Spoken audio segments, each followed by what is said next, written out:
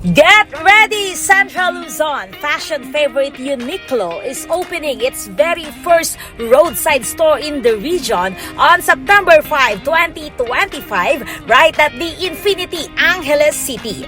Unlike the usual mall-based branches, this one is a standalone store, giving Pampanga shoppers a fresh and more convenient shopping experience. With spacious parking, easy access, and that signature Uniqlo minimalist vibe, it's designed for quick visits and comfy shopping sprees.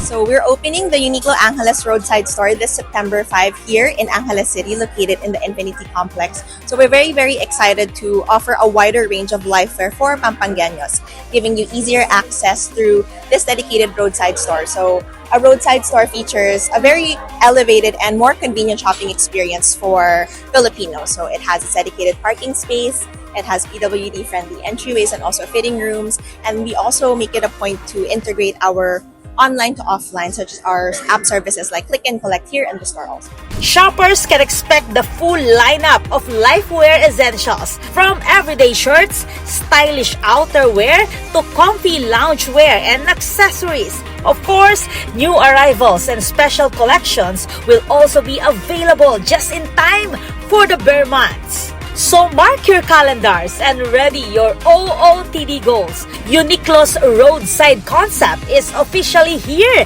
in Central Luzon, and it's happening in Angeles City.